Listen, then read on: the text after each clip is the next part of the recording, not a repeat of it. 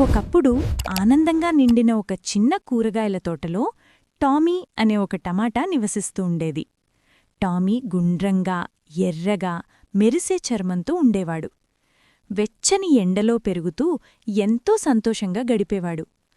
గాలివీచినప్పుడు Tommy నవ్వుతూ ఊగేవాడు. వానచినుకులు తనపై పడితే నాట్యం చేసినట్లుగా కదిలేవాడు. ఒకరోజు ఇతర టమాటాలతో కలిసి టామీని కూడా కోసి ఒక పెద్ద గంపలో వేశారు.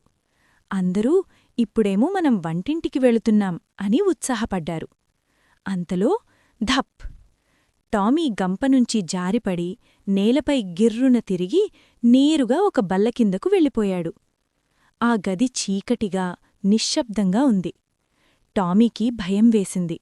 కాని వెంటనే అతనికి ఒక ముఖ్యమైన విషయం గుర్తొచ్చింది. ఏడిస్తే ప్రయోజనం లేదు అని తనలో తాను అనుకున్నాడు. అందుకే టామీ ధైర్యంగా, ప్రశాంతంగా ఉండిపోయాడు. కొంతసేపటికి ఒక చిన్న పిల్లవాడు బల్ల కింద చూశాడు. అరే, టమాటా దొరికింది అని ఆనందంగా నవ్వాడు. టామీని మెల్లగా కడిగి శుభ్రం చేశారు.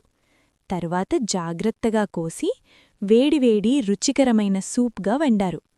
ఆ సూప్ రుచి చూసిన కుటుంబ సభ్యులంతా సంతోషంగా నవ్వారు. ఈ సూప్ ఎంతో రుచిగా ఉంది అని అన్నారు.